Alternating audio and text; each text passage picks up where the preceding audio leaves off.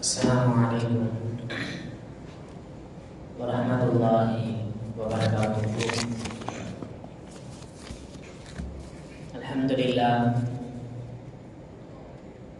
Alhamdulillahi rabbil alamin. Assalatu wassalamu ala rasulil karim wa ala alihi wa sahbihi ajma'in, amma ba'd. A'udzu billahi minasy syaithanir rajim. Bismillahirrahmanirrahim. وأنكحوا الأيام منكم والصالحين من عبادكم وإمائكم يكونوا فقراء يغنيهم الله من فضله والله واسع عليم. فقال رسول الله صلى الله عليه وسلم: من استطاع منكم الباءة فلينكحوا، وكما قال عليه الصلاة والسلام. பூரணேகம் அல்லாஹ் ஜல்ல ஷானஹு தஆலா ஒருவனுக்கே உரித்தாகட்டுமாக. சாந்தியும் சமாதானமும் அன்பும் கருணையும் அகிலத்தின் அருள்படை அனல் பெருமானார் ரசூலுல்லாஹி ஸல்லல்லாஹு அலைஹி வஸல்லம் அவர்களின் மீதும் அவர்களை சற்றும் பிசராமல் பின்பற்றி வாழ்ந்து வந்த உத்தம சத்திய சஹாபாக்கள், தாபீன்கள், தபா தாபீன்கள், நாதாக்கள், ஷுஹதாக்கள், நல்லடியார்கள், குறிப்பாக நாம் நம்மை சார்ந்தோர் அனைவரின் மீதும் என்றென்றும் கொண்டான் நிலவட்டுமாக. இல்லாமல்ல ரப்பல் ஆலமீன் புனிதமிக்க ஜும்ஆவுடைய நாளில் நாம் செய்கின்ற அமல்களை அல்லாஹ் தஆலா ஏற்றுக்கொள்வானாக. நாம் செய்கின்ற துஆக்களை அல்லாஹ் தஆலா அங்கீகரிப்பானாக. ஜும்ஆவுடைய நாளில் அல்லாஹ் அருளுகின்ற, அவன் இறக்குகின்ற எல்லா ஃபைர்களையும் பரக்கத்துகளையும் முழுமையாக அடைந்து அதை அனுபவிக்கக்கூடியவர்களாக அல்லாஹ் தஆலா நம் அனைவர்களையும் மாற்றுகள் புரிவானாக. ஆமீன். பொதுவாக இஸ்லாமிய ஊர்களில், இஸ்லாமிய சமூகத்தில் இந்த காலகட்டத்தில் திருமணம் அதிகமாக நடைபெற்று வரக்கூடிய காலகட்டம். பொதுவாக நம்ம ஊர்லேயுமே தொடர்ச்சியாக திருமணங்கள் நடைபெற்று வரக்கூடிய சூழல். இந்த ஒரு விஷயத்தை, குடும்ப வாழ்க்கை, திருமணம் சம்பந்தமாக எவ்வளவு பேசினாலும் போதாது அப்படின்னு சொல்லக்கூடிய அளவிற்கு நம் சமுதாயத்தில் பிரச்சனைகள் அதிகமாக இருக்குது. எந்த அளவுக்கு திருமணத்தினுடைய எண்ணிக்கைகள் அதிகரித்து வருகின்றதோ அதைவிட திருமணத்திற்கு பின்னால் உண்டான புரிதலின்மையின் காரணத்தால் அல்லது வேறு சில காரணத்தால் சீக்கிரமாக பிரியக்கூடிய அந்த எண்ணிக்கையும் என்ன செய்யுதுன்னு சொன்னால் அதிகமாகிட்டே வருது. இது இன்னைக்கு என்ன, நாம் இன்னைக்கு தம்பதிகள், திருமணமாகக்கூடிய நபர்கள் அல்லது திருமணம் செய்து வைக்கக்கூடிய பெற்றோர்கள் இது என்ன நினச்சிட்டாங்க அப்படின்னு சொன்னால், இது ஒரு பொறுப்பு, இதோட நம்ம கடமை முடிஞ்சிச்சு, சும்மா எல்லாரும் கூடி ஒரு ஒப்பந்தத்தை நிறைவேற்றி திருமணம் செஞ்சு வச்சுட்டோம் அப்படின்னு சொன்னால் பெற்றோருடைய கடமை, அல்லது திருமணம் செய்து விட்டால் அந்த ஆண் அல்லது அந்த பெண்ணினுடைய கடமை முடிஞ்சிருச்சு அப்படின்ற ஒரு சமூக ஒப்பந்தமாக என்ன செய்யறான்னு சொன்னால் இன்னைக்கு திருமணத்தை பார்க்கக்கூடிய ஒரு சூழல் இன்னைக்கு நம் சமுதாயத்தில் உருவாகிருச்சு. இன்னைக்கு வளர்ந்து வரக்கூடிய இந்த காலகட்டத்தில் சமூக வலைத்தளங்கள், இந்த மாதிரியான நவீன உலகம் திருமணத்திற்கென்று மார்க்கம், இஸ்லாமிய மார்க்கம் சில புனித தன்மைகளை என்ன செஞ்சிருக்குன்னு சொன்னால், நம்முடைய குர்ஆனும் ஹதீஸும் ரசூல் ஸல்லல்லாஹு அலைஹி வஸல்லம் வாழ்க்கையும் ரசூல் ஸல்லல்லாஹு அலைஹி வஸல்லம் அவர்கள் கட்டமைத்த சஹாபாக்கள் சமூகமும் திருமண உறவு அல்லது கணவன் மனைவி சம்பந்தப்பட்ட விஷயத்துல ஒரு புனித தன்மையை மார்க்கம் நமக்கு கற்றுக் கொடுத்திருக்கின்றது. ஆனா இந்த நவீன உலகம் இன்னைக்கு என்ன ஆயிருச்சுன்னு சொன்னா, அந்த புனித தன்மையை கெடுக்கும் அளவிற்கு என்ன ஆகிருச்சுன்னா இந்த மாதிரியான அனாச்சாரங்கள், கணவன் மனைவிக்கு மத்தியில பிளவுகள். இன்னும் தெளிவா சொல்லணும் அப்படின்னு சொன்னா, இன்னைக்கு நம்ம மகளாவை பொறுத்த வரைக்கும் அல்ல நம்ம ஊரை பொறுத்த வரைக்கும் நிறைய திருமணங்கள் நடக்கிறத நாம பார்த்துக்கிட்டு இருக்கிறோம். இப்படி நிறைய திருமணங்கள் நடக்கக்கூடிய இந்த சூழல்லையுமே தனிமையாக வாழக்கூடிய கலாச்சாரம் அப்படின்றது உலகளாவிய அளவில் குறிப்பாக இஸ்லாமிய சமூகத்துல இந்த விஷயம்ன்றது அதிகமாயிட்டு வருது.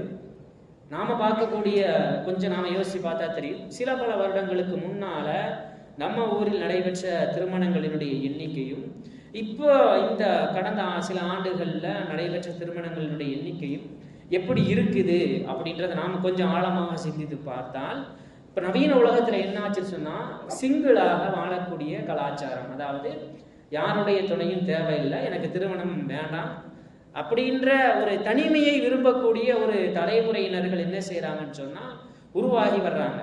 இது வெறும் நம்ம மஹல்லாக்கள்ல நம்ம ஊர்ல நடைபெறக்கூடிய பிரச்சனை அல்ல, வருத்தத்திற்குரிய விஷயம். உலகளாவிய அளவுல இந்த பிரச்சனை இப்போ என்ன செஞ்சிருக்குன்னு சொன்னா தலை தூக்கி இருக்கின்றது. டிலேடு மேரேஜ், தாமதமாக செய்யக்கூடிய திருமணம், அல்லது திருமணம் செய்யாமல் தனிமையில் சிங்கிள்ஸ் கல்ச்சர், தனிமையில் வாழக்கூடிய கலாச்சாரம் அப்படின்றது உலகளாவிய அளவுல ஒரு பேசு பொருளாக எப்படி ஒவ்வொரு விஷயத்திலும் ஒரு புதிய கலாச்சாரம் உருவாகி வருமோ அதே மாதிரி இந்த திருமணம் சம்பந்தப்பட்ட விஷயத்துல இப்படி தாமதமாக திருமணம் முடித்தல் அல்லது திருமணத்தை தவிர்த்தல் அல்லது தள்ளி போடுதல் அப்படின்ற கலாச்சாரம் இன்னைக்கு உலகளாவிய அளவுல உயர்ந்து கொண்டு வருகின்றது. நம்ம ஊர் மட்டுமல்ல, உலகளாவிய அளவில் இருக்கிற பிரச்சனையே அதுதான். எகிப்துல கடந்த ஓராண்டில் எடுக்கப்பட்ட கணக்குல ஒவ்வொரு வருஷமும் திருமணமாகக்கூடிய எண்ணிக்கையை கணக்கெடுப்பாங்க எகிப்துல. அதுல அவங்க கணக்கெடுக்கும் பொழுது போன வருஷத்தை விட இந்த வருஷம் 2.5% திருமணமாகக்கூடிய எண்ணிக்கை குறைந்ததோடு மட்டுமல்லாமல் 3.1% விவாகரத்தினுடைய எண்ணிக்கை எகிப்துல அதிகமாயிருக்கு. அதே மாதிரி பெண்ணினுடைய வயது ஆணினுடைய வயது நமக்கெல்லாம் பரிச்சயமான அந்த ஐக்கிய அமீரகத்துல எமிரேட்ஸ்ல பாத்தீங்கன்னா ஆண்களுடைய வயது 29 வருஷம் என்ன சொன்னா இதெல்லாம் கணக்கெடுப்பாங்க. அரபுலகத்துல ஆண்களுடைய வயது திருமண வயது 29. ஆரம்பத்துலலாம் சின்ன வயசுலேயே திருமணம் ஆகி கொண்டிருந்த கலாச்சாரத்துல இப்ப கடந்த ஆண்டுகள்ல எடுக்கப்பட்ட கணக்கு என்னன்னு சொன்னா ஆண்களுக்கு 29ஆகவும் பெண்களுக்கு 26ஆகவும் என்ன செஞ்சிருக்குன்னு சொன்னா வயது அதிகமாகிட்டு இருக்குது அப்படின்னு சொல்லி நமக்கெல்லாம் தெரியும். மெதி மாடல் அப்படின்ற ஒரு விஷயத்தை கொண்டு வந்தாங்க. அதை வறுமையை காரணம் காட்டி திருமணத்தை தள்ளி போடக்கூடாது அப்படின்னு அரபுலகத்துல மெதி மாடல் அப்படின்ற ஒரு சிஸ்டம் நடைமுறைக்கு வரப்பட்டுச்சு. அதாவது கூட்டாக திருமணம் செய்து வைத்தல் அல்லது திருமணம் செய்பவர்களுக்கான உதவிகளை அரசாங்கம் சார்பில் தருதல் அப்படின்ற ஒரு மாடல் ஒரு திட்டமெல்லாம் சமீப காலத்துல நடைமுறைப்படுத்தப்பட்டுச்சு. இப்படி வெறும் இந்த முஸ்லிம்கள் பெரும்பான்மையாக வசிக்கக்கூடிய நாடுகள்ல திருமணம் செய்யக்கூடிய அந்த எண்ணிக்கை அப்படின்றது சமீப காலத்துல குறைந்து கொண்டே வருகின்றது.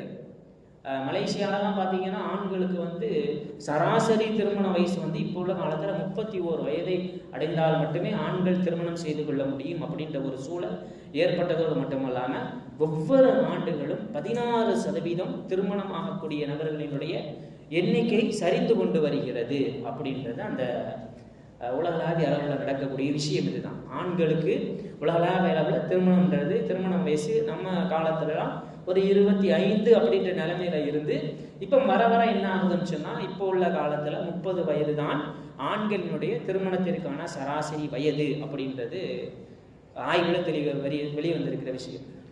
போன மாசம் 1ஆம் தேதி மராட்டிய செய்தித்தாள் லோக் மாதா அப்படின்னு சொல்லக்கூடிய மராட்டிய மொழியில வரக்கூடிய ஒரு செய்தித்தாள், அந்த செய்தித்தாள்ல வெளிவந்த விஷயம் என்னன்னு சொன்னா இந்தியாவில் கரெக்டா 2030 இன்னும் 4 ஆண்டுகள்ல இந்தியாவில் திருமணம் செய்து கொள்ளாத பெண்களினுடைய எண்ணிக்கை 45% தாண்டும் அப்படின்னு அந்த NFHS அப்படின்னு சொல்லக்கூடிய திருமணம் சம்பந்தப்பட்ட விஷயங்களை ஆய்வு செய்யக்கூடிய ஒரு அறிக்கை அந்த செய்தித்தாள ஒரு விஷயத்தை வெளியிட்டு இருந்தாங்க. 2030 இன்னும் 4 ஆண்டுகள்ல திருமணம் செய்யாத பெண்களினுடைய எண்ணிக்கை 45% அதிகமாயிருக்கும். அப்படின்னா என்ன ஆகும்னு சொன்னா நம்மள 4 தலைமுறைகளை கண்டவர்களாக வாழக்கூடியவர்களாக இருக்கிறோம். அப்படியே அது குறையும் பொழுது 2 தலைமுறைகளை கண்டவர்களாக வாழக்கூடியவர்களாக மாறுவாங்க. குழந்தைகளினுடைய எண்ணிக்கை மக்கள் தொகை எல்லாமே சுருங்கும். குறைந்த தலைமுறைகளை பார்க்கக்கூடிய ஒரு சமூகமாக நாம மாறிடுவோம் அப்படின்ற ஒரு விஷயத்தை அவங்க தங்களுடைய செய்தித்தாளில் பதிவு செய்திருக்கிறத நாம் பார்க்க முடியும். இப்போ ஆண் பிள்ளைகளை பொறுத்த வரைக்கும் நம்ம ஏன் இதெல்லாம் நம்ம தெரிஞ்சுக்கணும் அப்படின்னா வெளியூர்களில் வெளிநாடுகளில் நடக்கிறத நம்ம ஊரோட நாம கொஞ்சம் ஒப்புமைப்படுத்தி பார்க்க வேண்டும். நம்ம ஊரில் நடக்கக்கூடிய திருமணங்களுடைய சராசரி எண்ணிக்கை ஒவ்வொரு ஆண்டும் எப்படி இருக்குது, கடந்த ஆண்டுகளில் எப்படி இருந்துச்சு, அந்த திருமணமாகி அதற்கு பின்னால் வாழக்கூடிய வாழ்க்கை அப்படின்றத தாண்டி திருமணத்திற்கு தயாராகக்கூடிய அந்த சூழல்ல நம்ம ஊரினுடைய முஸ்லிம்களினுடைய நிலைமை எப்படி இருக்கு அப்படின்றத நாம கொஞ்சம் சிந்தித்து பார்க்க வேண்டும். ஆண்களை பொறுத்த வரைக்கும் ஒரு எண்ணம் இருக்கும், என்னன்னா நல்லா செட்டில் ஆனதுக்கு அப்புறம் நல்லா சொந்தமாக வீடு அல்லது சொந்தமாக வாகனம் இது எல்லாம் முடிச்சதுக்கு அப்புறம் திருமணம் செய்து கொள்ள வேண்டும் என்கின்ற ஒரு எண்ணம் பொதுவாக எல்லா ஆண் பிள்ளைகளிடத்திலும் இருக்கும்.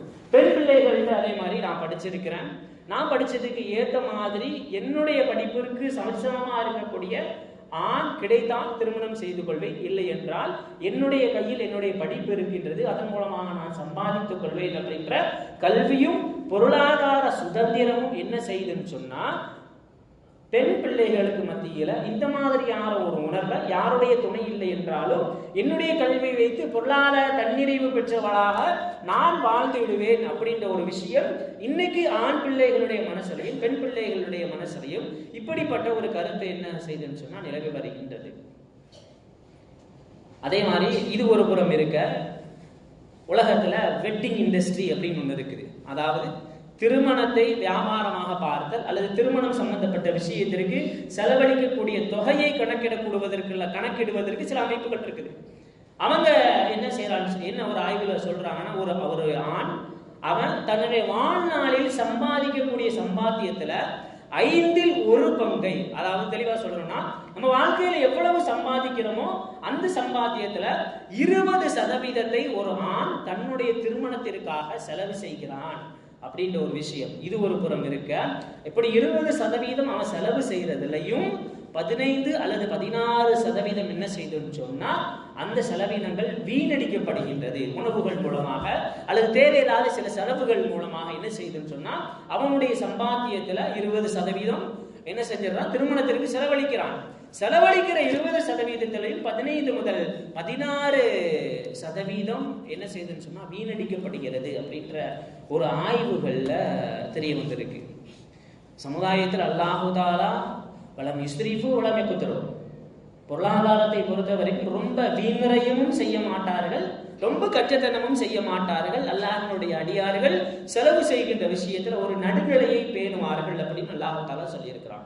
இப்படிப்பட்ட செலவுகளை பயந்து பெற்றோர்கள் தங்களுடைய பிள்ளைகளுக்கு திருமணம் முடிக்காமல் இருக்கின்ற ஒரு சூழல் உருவாகி வருவதனால் திருமணமாகாத அதிகமான ஆண் பிள்ளைகளும் பெண் பிள்ளைகளும் அதிகரிக்கக்கூடிய ஒரு சமூகமாக இஸ்லாமிய சமூகம் மாறி வருகின்றது.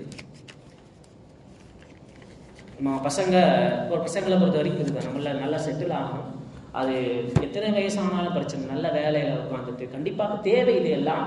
ஆனால் இது நடந்ததற்கு பின்புதான் திருமணம் அப்படின்ற ஒரு தவறான பார்வை நம் சமூகத்தில் நிலவு வருகின்றது. பொதுவா மனித உடலை பொறுத்த வரைக்கும் மனித உடல் அல்லாஹ் அதில் எப்படி படைச்சிருக்கிறான் அப்படின்னு சொன்னா ஒவ்வொரு குறிப்பிட்ட நேரத்திற்கும் மனிதனுடைய உடல் சில துணைகளை தேடும். மனிதனுடைய பயாலஜிக்கல் எமோஷனல் கிளாக் அப்படின்னு சொல்லுவாங்க. உடல் ரீதியாக மன ரீதியாக ஒவ்வொரு பருவத்திற்கும் ஏற்ற மாதிரி மனிதனுடைய உடல், அது ஆணாக இருந்தாலும் பெண்ணாக இருந்தாலும் ஒரு சில துணைகளை என்ன செய்யும் சொன்னா தேடும்.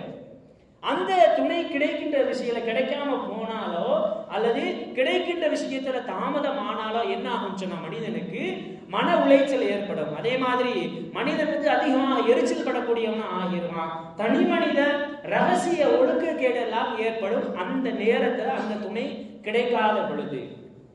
அதனாலதான் ரசூலுல்லாஹி ஸல்லல்லாஹு அலைஹி வஸல்லம் அவங்க இந்த நிகாஹ் சம்பந்தப்பட்ட விஷயத்துல எங்கேயுமே ரசூல் ஸல்லல்லாஹு அலைஹி வஸல்லம் பொருளாதார விஷயத்தை ஒரு நிர்ணயமா ரசூல் ஸல்லல்லாஹு அலைஹி வஸல்லம் சொல்லல. உங்களிடத்தில் மார்க்கப்பட்டுள்ள ஆண் பெண் கேட்டு வந்தால் நீங்கள் திருமணம் முடித்துக் கொடுங்கள்.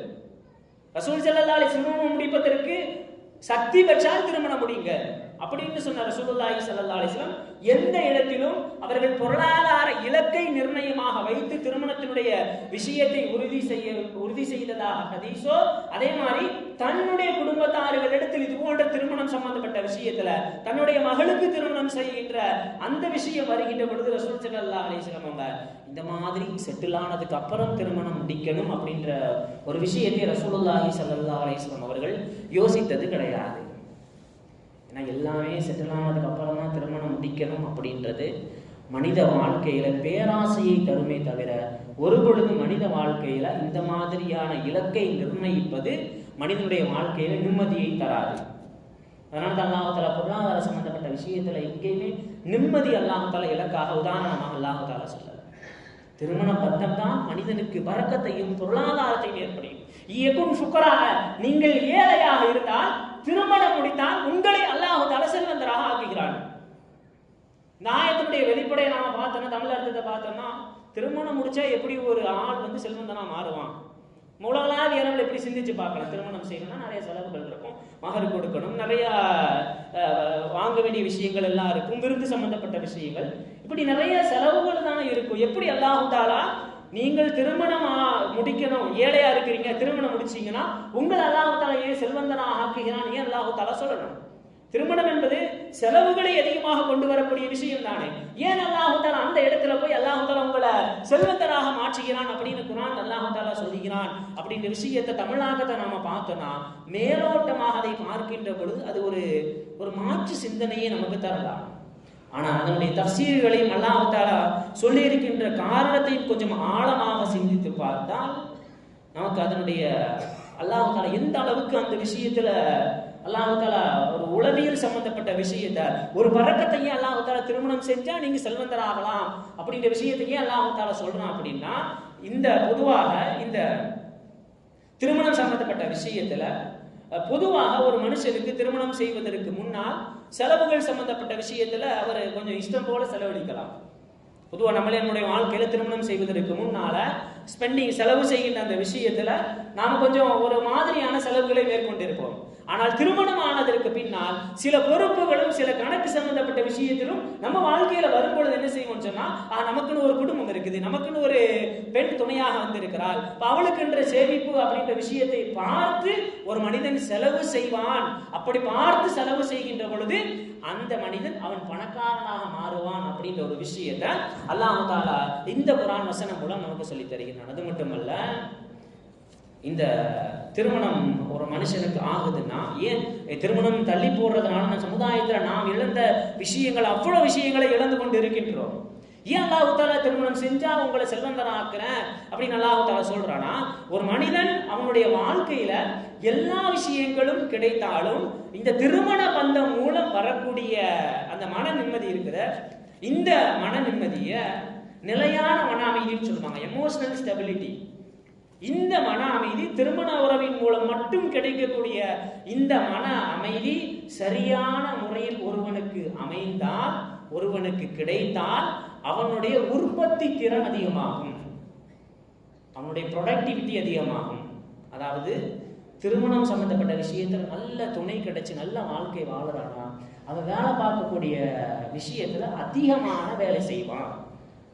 குறைந்த நேரத்துல அதிகமான விஷயங்களை உற்பத்தி செய்யக்கூடிய ஒரு மனிதனாக அந்த மனிதன் மாறுவான். ஒரு மனிதனுடைய உற்பத்தி திறன், ப்ரொடக்டிவிட்டி அதிகரிக்கும் பொழுது அவனுக்கான மதிப்பு, அவன் வேலை செய்யக்கூடிய இடத்திலும், அது அலுவலகமாக இருந்தாலும் அல்லது தொழிற்சாலையாக இருந்தாலும் அந்த இடத்தில் அதிகமாகிறது. அப்படி அதிகமாச்சுன்னா அவனுடைய மதிப்பு அதிகமாகும். அவனுடைய மதிப்பு அதிகமாகும் பொழுது அவனுக்கு கிடைக்க வேண்டிய ஊதியம் அல்லது இதர சலுகைகள் அனைத்தும் அதிகமாகும்.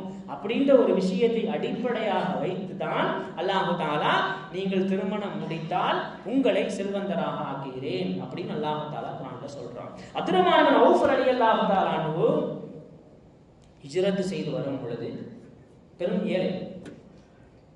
அவங்களுக்கு ரசூல் ஸல்லல்லாஹு அலைஹி வஸல்லம் ஒவ்வொருத்தர ஹிஜ்ரத் செஞ்சு வந்தவங்களை அன்சாரிகளோடு சகோதரத்துவத்தை ரசூல் ஸல்லல்லாஹு அலைஹி வஸல்லம் ஏற்படுத்தி கொடுக்கின்றார்கள். ஆனா அப்துர்ரஹ்மான் இப்னு அவுஃப் ரலியல்லாஹு தஆலா வந்து யார சொல்லலாம், எனக்கு சந்தை எங்கே இருக்கிறது என்பதாக காட்டுங்கன்னு போறாங்க. போய் வியாபாரம் செய்யறாங்க. வியாபாரம் செஞ்சு சில பேரித்தம் பணங்களை சம்பாதித்த அப்துர்ரஹ்மான் இப்னு அவுஃப் ரலியல்லாஹு தஆலா அவர்கள் செய்த முதல் விஷயம் என்னன்னு சொன்னா திருமணம் முடித்தார்கள். திருமணம் முடித்ததற்கு பின்புதான் அப்துர்ரஹ்மான் இப்னு அவுஃப் ரலியல்லாஹு தஆலா அவர்கள் உலக புகழ்பெற்ற வியாபாரியாக மாறினார்கள் அப்படின்றத வரலாறுகள்ல பார்க்கிறோம். அப்ப இந்த விஷயங்கள் இந்த திருமண பந்தத்துல ஆழமாக அல்லாஹ் தஆலா மறைத்து வைத்திருப்பதனால்தான் அதை ரசூல் ஸல்லல்லாஹு அலைஹி வஸல்லம் அவர்கள் ஒரு இலக்கை நிர்ணயிக்காமல், உங்களுக்கு வயது அல்லது அது சம்பந்தப்பட்ட சரியான துணை வருகின்ற பொழுது நீங்கள் திருமணம் முடித்துக் கொள்ளுங்கள் அப்படின்னாங்க ரசூலுல்லாஹி ஸல்லல்லாஹு அலைஹி வஸல்லம். இன்னைக்கு திருமணம் தடைபடுவதற்கு இந்த பொருளாதார விஷயங்களை எல்லாம் தாண்டி அந்தஸ்து அப்படின்ற ஒரு விஷயம் என்னாச்சுன்னு சொன்னா, திருமணங்களை தடை செய்யக்கூடிய விஷயமாக இன்னைக்கு ஸ்டேட்டஸ் அப்படின்ற விஷயம் வந்து சமுதாயத்தில் வந்துருச்சு. அதாவது திருமணம் செய்யக்கூடிய ஆணோ அல்லது பெண்ணோ தன்னுடைய குடும்பத்திற்கு நிகரான மதிப்புடைய அல்லது தனக்கு இணையான நிகரான மதிப்புடைய ஸ்டேட்டஸ் உடைய பெண் கிடைத்தால் மட்டுமே திருமணம் செய்ய வேண்டும் என்று ஒரு ஆணோ ஒரு பெண்ணோ நினைத்து வாழக்கூடிய சமூகமாக நம் இஸ்லாமிய சமூகம் மாறி வருகின்றது. ரசூல் ஸல்லல்லாஹு அலைஹி வஸல்லம் எதையுமே இலக்காக நிர்ணயிக்காமல் ஈமானை மட்டும் அடிப்படையாக ரசூல் ஸல்லல்லாஹு அலைஹி வஸல்லம் அவர்கள் ஸ்டேட்டஸாக பார்த்ததனால தான் ரசூல் ஸல்லல்லாஹு அலைஹி வஸல்லம் காலத்துல பெரும் ஏழைகளாக இருந்து வெறும் ஈமானை மட்டும் ஸ்டேட்டஸாக பார்த்த எத்தனையோ தம்பதிகள் முன்மாதிரி தம்பதிகளாக மாண்டார்கள். ஜுலைப் அப்படின்னு சொல்லக்கூடிய ஒரு சஹாபி, பெரிய கோத்திரம், பெரும் செல்வந்தரோ கிடையாது. இந்த ஜுலைப் ரசூல் ஸல்லல்லாஹு அலைஹி வஸல்லம் அவங்க கூட எப்பவுமே இருக்கக்கூடியவங்க. ஆனா பெரிய பெருங்கொண்ட குடும்ப பலமோ அல்லது பணபலமோ இல்லாத ஒரு சஹாபி. அந்த சஹாபியை கூப்பிட்டு ஜுலைபிவே நீங்கள் திருமணம் செய்து கொள்ளுங்கள். அப்ப அந்த சஹாபி கேட்க, யார சொல்லலாம், எனக்கு என்ன ஸ்டேட்டஸ் என்ன, எனக்குன்னு யாரு பொண்ணு தருவா? வேறு எந்த ஒரு பலமும் கிடையாது, பொருளாதாரமும் கிடையாது, கோத்திர பலமும் கிடையாது, இதுவுமே கிடையாது, எனக்கு யார் ரசூலுல்லாஹ் திருமணம் செய்து பெண் கொடுப்பார்கள் அப்படிங்கும் பொழுது அப்ப ரசூலுல்லாஹி ஸல்லல்லாஹு அலைஹி வஸல்லம் இந்த வீட்டுக்கு போங்க, இந்த வீட்டுல இந்த பெண்மணி இருப்பாங்க, அவங்கள்ட்ட போய் ரசூல் ஸல்லல்லாஹு அலைஹி வஸல்லம் அவங்க திருமணம் செய்து முடிப்பதற்காக அல்லது பெண் பேசுவதற்காக என்னை அனுப்பினார்கள், போய் நீங்க சொல்லுங்க அப்படின்னு. உடனே போய் நேரா போறாங்க அந்த வீட்டுக்கு. போனா அந்த பெண்ணினுடைய தந்தை பார்க்கறாங்க, இந்த மாதிரி ரசூல் ஸல்லல்லாஹு அலைஹி வஸல்லம் அனுப்புனாங்க, என்னை இந்த வீட்டில் இருக்கக்கூடிய இந்த பெண்ணை திருமணம் செய்து கொள்வதற்காக வேண்டி ரசூல் ஸல்லல்லாஹு அலைஹி வஸல்லம் அனுப்புனாங்க அப்படின்னு. தந்தைக்கே ஏற்றது மாதிரி, உங்கள்கிட்ட என்ன இருக்கு, நீங்க திருமணம் செய்ய கேட்குறீங்க, உங்கள்கிட்ட பணபலமும் கிடையாது, பொருளாதார விஷயமும் கிடையாது, ஒரு பெரிய குடும்பத்தை சார்ந்த விஷயம் கிடையாது, நீங்க இங்க பொண்ணு கேட்கறதுக்கு உங்களுக்கு என்ன தகுதி இருக்குது அப்படின்ன மாதிரி தந்தைக்கே உண்டான பாணியில கேட்கும் பொழுது உள்ளே இருந்து கொண்டு அந்த பெண் சொல்றாங்க, இந்த மாதிரி ரசூல் ஸல்லல்லாஹு அலைஹி வஸல்லம் அவர்கள் சிபாரிசு செய்து எனக்கு பெண் பேசுவதற்காக ஒரு சஹாபியை அனுப்பி வைக்கிறார்கள் என்றால் நிச்சயமாக ரசூல் ஸல்லல்லாஹு அலைஹி வஸல்லம் அவர்கள் தேர்வு செய்த ஆணும் சிறந்தவராக இருப்பார். நபி சொன்னார்கள் என்கின்ற ஒற்றை காரணத்திற்காக வேண்டி எந்தவித விஷயமும் பார்க்காமல் பெண் கேட்கின்றாரே, அவருடைய ஈமான் எப்படிப்பட்ட ஈமானாக இருக்கும் என்று அந்த விஷயத்தை தேர்ந்தெடுத்து அந்த ஜுலைபிவை, எந்த ஒரு ஸ்டேட்டஸும் இல்லாத ஜுலைபிவை ஈமானை அடிப்படையாக வைத்து அந்த பெண் திருமணம் செய்ததனால் மதீனாவில் வாழ்ந்த தம்பதிகள்ல சில தம்பதிகள் முன்னுதாரணமா வாழ்ந்தாங்க. அதிலே ஒரு தம்பதி இந்த ஜுலைபியும் அந்த மணமகளும். அப்புறம் ரசூலுல்லாஹி ஸல்லல்லாஹு அலைஹி வஸல்லம் காலத்துல இன்னைக்கு பெற்றோர்கள் நாம் என்ன செய்யறோம், நமக்கு ஈக்குவலான குடும்பத்தை சார்ந்தவர்களா இருந்தா மட்டுமே திருமணம் செஞ்சு வைக்கணும், அல்லது திருமணத்திற்கு பின்னால் சில விஷயங்கள் நம்முடைய மகளுக்கு கிடைத்தால், அல்லது வெளிநாட்டு வாழ்க்கை அல்லது இந்த மாதிரியான கொஞ்சம் சொகுசான வாழ்க்கை கிடைப்பதை அடிப்படையாக வைத்து மட்டுமே மணமகனை அல்லது மணமகளை தேர்வு செய்யக்கூடிய பெற்றோர்கள் இருப்பதினாலும் நம் சமுதாயத்தில் திருமணத்தினுடைய எண்ணிக்கை என்பது குறைந்து கொண்டே வருகிறது என்பதை நாம் விளங்கிக் கொள்ள வேண்டும். சயீத் இப்னு முஸையிப் அப்படின்னு சொல்லக்கூடிய ஒரு சஹாபி, ஹதீஸ்களை நிபுணர், மதீனாவில் உட்காந்து ஹதீஸ் பாடம் எடுத்துக்கிட்டு இருக்கிறாங்க. அவங்களுக்கு இருக்கிற ஒரே மகள். அந்த மகளை பெண் கேட்பதற்காக வேண்டி அந்த மதீனாவினுடைய அன்றைய காலத்தில் இருந்த ஆளுநர் ஆள் அனுப்பி விடுறாங்க. அப்ப யோசிக்கிறாங்க, சயீத் இப்னு முஸையிப் ரஹ்மத்துல்லாஹி அலைஹி, இப்ப என்னுடைய மகளா அரண்மனையிலிருந்து பெண் கேட்டு ஆள் அனுப்புறாங்க. மதீனாவினுடைய ஆளுநருக்கு பெண் கேட்டு ஆள் அனுப்புறாரு. பார்க்கறாங்க, மதீனாவின் ஆளுநருக்கு அவங்க நினைச்சா பெண் கொடுத்து இருக்கலாம். ஆனா அவங்க யோசிக்கிறாங்க, என்னுடைய மகள் மதீனாவினுடைய ஆளுநருடைய மகனுக்கு திருமணம் செய்து வைத்தால் அரண்மனையில் சென்று சொகுசான வாழ்க்கை வாழ்வாள். அப்படி சொகுசான வாழ்க்கையில் வாழுகின்ற பொழுது சில நேரங்கள்ல தவறுதலாக ஈமானுக்கு சோதனையான சில விஷயங்கள்ல என்னுடைய மகள் வீழ்ந்து விடுவாள். அதனால நான் அந்த ஆளுநருடைய மகனுக்கு நான் திருமணம் செய்து வைக்க மாட்டேன். என்னுடைய மாணவராக இருக்கக்கூடிய அபு வதா அப்படின்னு சொல்லக்கூடிய மாணவர், ஏழை மாணவர், இறையச்சமுடைய மாணவர், அவருக்கு அந்த சயீத் இப்னு முஸையிப் ரஹ்மத்துல்லாஹி அலைஹி 2 திர்ஹம்களை மகராக வாங்கி திருமணம் செய்து வைத்தார்கள். பின்னொரு காலத்துல அந்த மதீனாவிற்கு அந்த மகனுக்கு திருமணம் செய்து வைத்த அந்த தம்பதிகளையும் இந்த தம்பதிகளையும் ஒப்புமைப்படுத்தி கம்பேர் பண்ணி பார்க்கும் பொழுது இவர்கள் அதிக நாட்கள் அதிக வரக்கத்துடையவர்களாக மகிழ்ச்சியுடையவர்களாக வாழ்ந்தார்கள் அப்படின்றத ஹதீஸ் கிதாபுல பதிவு செஞ்சு வச்சிருக்கிறாங்க. இந்த விஷயங்களை எல்லாம் திருமண வயதில் பிள்ளைகளை வைத்திருக்கின்ற அல்லது திருமண வயதில் இருக்கின்ற ஆண்களும் பெண்களும் பெற்றோர்களும் சிந்தித்து பார்க்க வேண்டும். பெற்றோர்கள் நாம் என்ன நினைச்சோம்னா, ஒரு வரன் வந்தா முதல்ல ஒரு விஷயத்தை விளங்கணும். பெண் பிள்ளையை பெற்ற பெற்றோர்கள் நாம தவறா வழங்கிச்சோம். நல்ல வரன் வந்தா திருமணம் செஞ்சு முடிக்கணும்னு. வரனை தேடுவது சுன்னத் அப்படின்றது பெற்றோர்கள் ஃபர்ஸ்ட் விளங்கிக்கணும். உமர் ரலியல்லாஹு ஆட்சி காலத்தில் உமர் ரலியல்லாஹு தஆலா அவங்களுடைய மகள் ஹஃப்ஸா ரலியல்லாஹு தஆலா அவருடைய கணவர் மௌத்தாயிட்டார். கணவர், அதாவது மகளினுடைய கணவர் மௌத்தாயிட்டாங்க. உடனே உமர் ரலியல்லாஹு தஆலா மௌத்தாய் காண முடிந்த உடனே நேரா போய் அபூபக்கர் சித்திக் ரலியல்லாஹு தஆலா பொண்ணு பேசுறாங்க. இந்த மாதிரி என்னுடைய மகளை திருமணம் முடிச்சுக்கிறீங்களா? அவங்க இல்ல முடியாதுன்னு நேரா உஸ்மான் ரலியல்லாஹு தஆலா போய் பேசுறாங்க. இந்த மாதிரி என்னுடைய மகள் இந்த மாதிரி மௌத்தாயிட்டாரு, மருமகன், அவங்களுக்கு இதான் காலம் முடிஞ்சிருச்சு, நீங்க திருமணம் செய்து கொள்கிறீர்களா என்று பல சஹாபிகளிடம் சென்று ஒரு பெண் பிள்ளையை பெற்றோராக உமர் ரலியல்லாஹு தஆலா அவர்களை நாம் யோசித்து பார்க்க வேண்டும். பிள்ளைகள் அந்த வயதை அடைகின்ற பொழுது, குறிப்பாக பெண் பிள்ளைகளை பெற்றவர்கள் நல்ல வரனை தேடுவது உமர் ரலியல்லாஹு தஆலா அவர்களுடைய சுன்னத் என்பதை நாம் விளங்கிக் கொள்ள வேண்டும். அதே மாதிரி திருமணம் நாம அந்த விஷயத்தில் ஈடுபடும் பொழுது ஒரு பொழுதும் ஒரு பிள்ளை அல்லது ஆண் அல்லது பெண் பிள்ளைக்கு இருக்கக்கூடிய உடல் ரீதியான குறைகளை மறைத்து ஒரு பொழுதும் திருமணம் செய்து வைக்கக்கூடாது. வெளிப்படைத்தன்மை இருக்க வேண்டும் அப்படின்றத ரசூல் ஸல்லல்லாஹு அலைஹி வஸல்லம் அவர்களும் சஹாபாக்களும் நமக்கு காட்டி தந்திருக்காங்க. ஸல்லல்லாஹு அலைஹி வஸல்லம் அவங்களுடைய சில சஹாபிய பெண்மணிகளும் அல்லது சஹாபிகளும் வந்து யாரோ சொல்ல நான் திருமணம் முடிச்சுக்கலான்னு இருக்கிறேன், இந்த பெண்ணை திருமணம் செய்யலான்னு இருக்கிறேன், அல்லது இந்த ஆணை திருமணம் செய்து கொள்ளலாம் இருக்கிறேன் என்று சஹாபாக்கள் வந்து ரசூல் ஸல்லல்லாஹு அலைஹி வஸல்லம் அவங்கள்ட்ட ஆலோசனை கேட்கின்ற பொழுது ரசூல் ஸல்லல்லாஹு அலைஹி வஸல்லம் அவங்க பிறரினுடைய குறையை நீங்கள் மறைக்க வேண்டும், குறை பத்தி பேசக்கூடாது அப்படின்னு சொன்ன ரசூலுல்லாஹி ஸல்லல்லாஹு அலைஹி வஸல்லம் திருமணம் சம்பந்தப்பட்ட விஷயத்துல வரும் பொழுது மட்டும் இந்த ஆளை நீங்க திருமணம் முடிக்க போறீங்களா?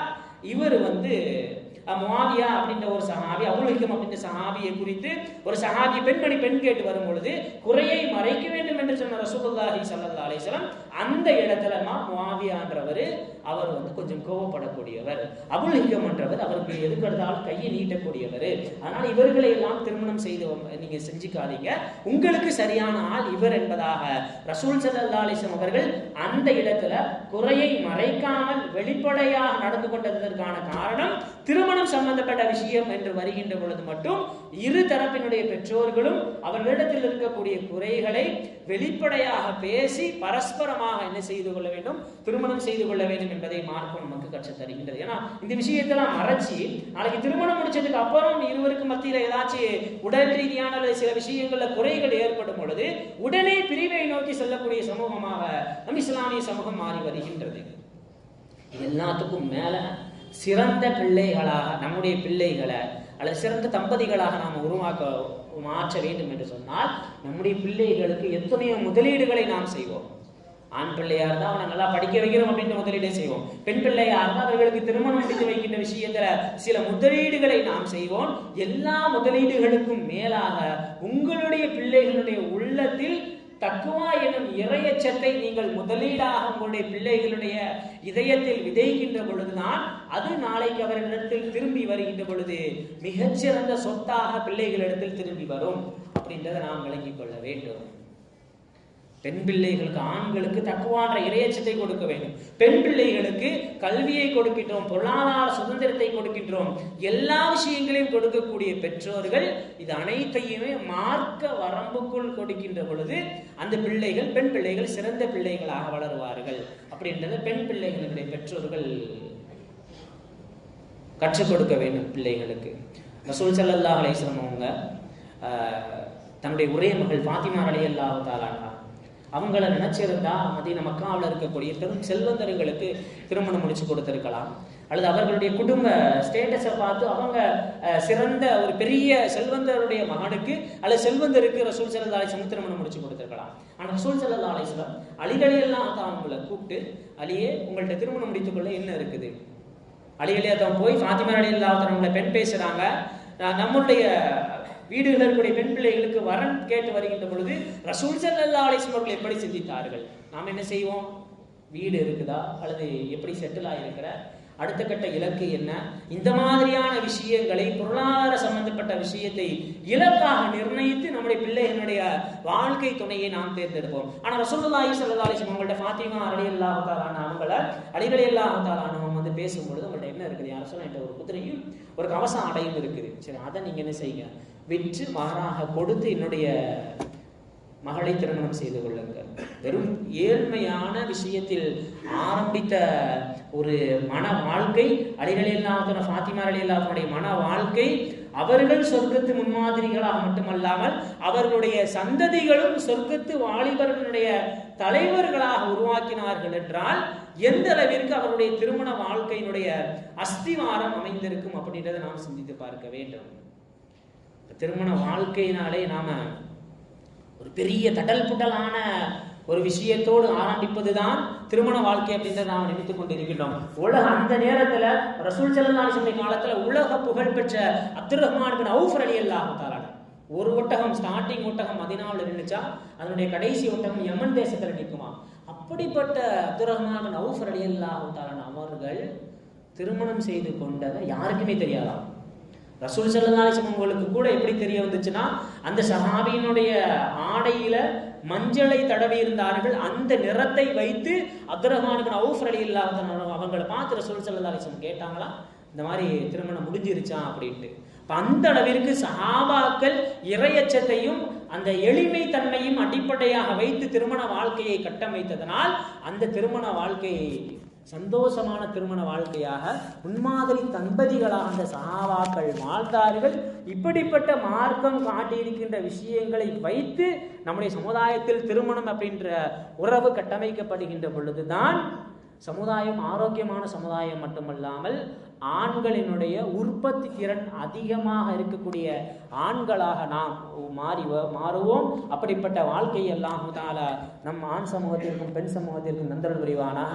வாஹிரு தஅவானா அல்ஹம்துலில்லாஹி ரப்பில் ஆலமீன். அஸ்ஸலாமு அலைக்கும் வரஹ்மத்துல்லாஹி வபரகாத்துஹு.